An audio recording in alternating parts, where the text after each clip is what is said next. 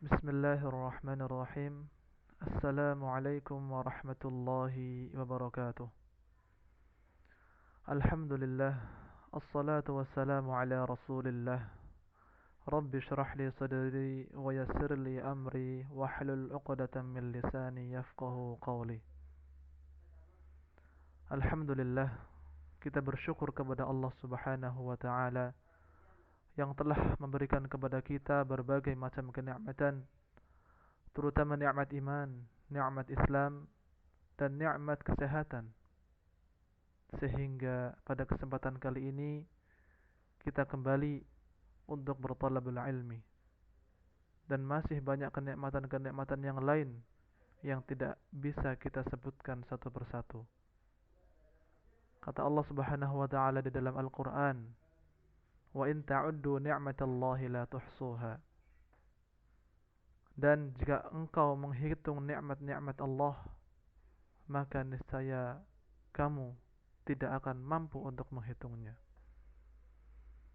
Salawat beserta salam semoga senantiasa tercurahkan kepada baginda Nabiullah Muhammad sallallahu alaihi wasallam.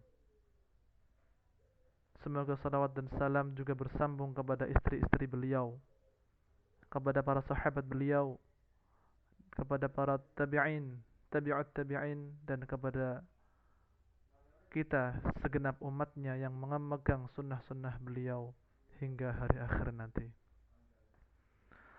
Teman-teman sekalian yang dirahmati Allah Subhanahu wa taala, kapan terakhir kali kita membuka Al-Qur'anul Karim? Kapan terakhir kali kita membaca kitabullah Al-Qur'an, kita membuka Al-Qur'an, kita membaca maknanya kemudian mengamalkan isinya?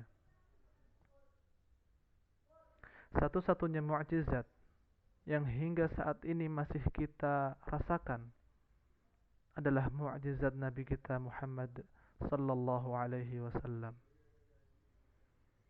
Kemana mukjizat Nabi Musa alaihi salam, yaitu tongkat beliau yang bisa membelah lautan? Kemana mukjizat-mukjizat dan kehebatan-kehebatan yang dimiliki oleh Nabiullah Isa alaihi salam, yang dimiliki oleh Nabiullah Dawud, yang dimiliki oleh Nabiullah Sulaiman alaihi salam? Semua mukjizat-mukjizat dan kehebatan-kehebatan tersebut semuanya hilang beserta dengan meninggalnya nabi-nabi tersebut. Akan tetapi Al-Qur'anul Karim, Al-Qur'an ini adalah satu-satunya mukjizat yang hingga saat ini masih bisa kita rasakan. Allah Subhanahu wa taala berfirman di dalam Al-Qur'an, "Lau anzalna hadzal Qur'an 'ala jabalin la ra'aitahu khashi'an mutasaddian min khasyatillah." Kata Allah di dalam Al-Qur'an, seandainya Al-Qur'an ini diturunkan oleh Allah Subhanahu wa taala kepada sebuah gunung, niscaya kalian akan melihatnya tertunduk dan terpecah karena takut kepada Allah Subhanahu wa taala. Teman-teman sekalian yang dirahmati Allah Subhanahu wa taala, umat Islam saat ini sangat membutuhkan petunjuk. Umat Islam saat ini sangat membutuhkan pedoman. Mereka semua bingung apa yang harus mereka kerjakan, kemana mereka harus jalani kehidupan ini. Padahal Allah Subhanahu wa taala sudah menurunkan kitab yang di dalamnya adalah petunjuk bagi umat Islam.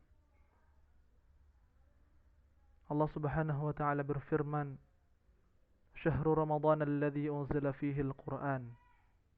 Untuk apa Allah Subhanahu wa taala turunkan Al-Qur'an?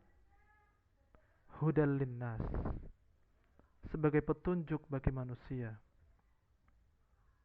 Setiap hari kita memohon kepada Allah Subhanahu wa taala, ihdinas siratal mustaqim. Setiap hari kita mengucapkan ihdinas siratal mustaqim, kita memohon kepada Allah agar diberikan petunjuk, Akan tetapi tatkala Allah Subhanahu wa taala turunkan Al-Qur'an, kita malah meninggalkannya. Allah Subhanahu wa taala berfirman di dalam Al-Qur'an, "Inna hadzal Qur'an yahdi lillati hiya aqwam." Sesungguhnya Al-Qur'an ini, kata Allah Subhanahu wa taala, memberikan petunjuk kepada jalan yang paling lurus. Maka dari itu sangat menyedihkan sekali tatkala umat Islam tersesat padahal di depannya ada Al-Qur'anul Karim. Ayat yang pertama kali Allah Subhanahu wa taala turunkan adalah Iqra. Kita diperintahkan oleh Allah Subhanahu wa taala untuk membaca. Namun apa yang kita baca? Kita lebih suka membaca koran. Kita lebih suka membaca berita daripada membaca Al-Qur'anul Karim. Kita lebih suka menonton film daripada mendatangi kajian-kajian. Teman-teman sekalian yang dirahmati Allah Subhanahu wa taala, berapa jumlah kaum muslimin di negeri kita yang kita cintai ini? Jumlah kaum muslimin di negeri kita lebih banyak daripada orang-orang yang tidak beriman kepada Allah. Akan tetapi jumlah mereka seperti ketiadaan mereka. Itu disebabkan karena mereka semua meninggalkan Al-Qur'anul Karim. Sebagian di antara mereka tidak mengenal Al-Qur'anul Karim kecuali hanya sebatas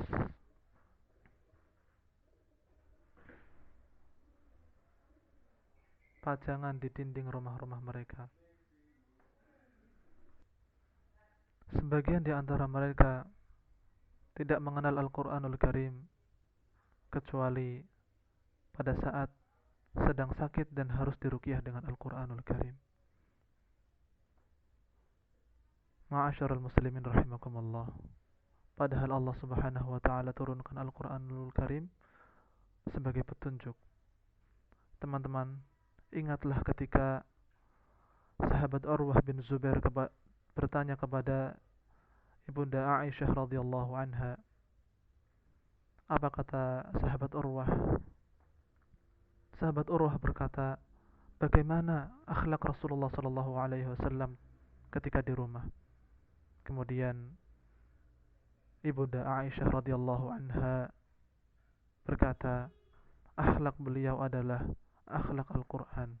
Kana khuluquhul Qur'an.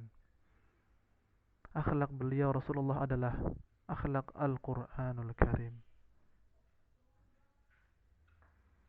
Dan kita umat Rasulullah sallallahu alaihi wasallam, kita adalah umat Al-Qur'anul Karim.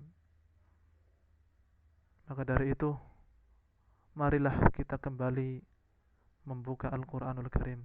Kita kembali kaji Al-Qur'anul Karim. Kita kembali baca Al-Qur'anul Karim. Kita ramaikan rumah-rumah Allah. Kita datangi kajian-kajian yang mengajarkan Al-Quran dan hadis Nabi sallallahu alaihi wasallam. Dan kita tinggalkan segala sesuatu yang tidak ada manfaatnya bagi diri kita. Maka ketika kita melakukan itu, niscaya Allah Subhanahu wa taala akan mengangkat derajat orang-orang yang beriman. Mungkin hanya ini yang bisa saya sampaikan. Semoga apa yang saya sampaikan dapat bermanfaat bagi diri saya sendiri maupun bagi teman-teman sekalian yang menyimak kajian singkat ini. Subhanakallahumma wa bihamdika asyhadu an la ilaha illa anta astaghfiruka wa atubu ilaik. Assalamualaikum warahmatullahi wabarakatuh.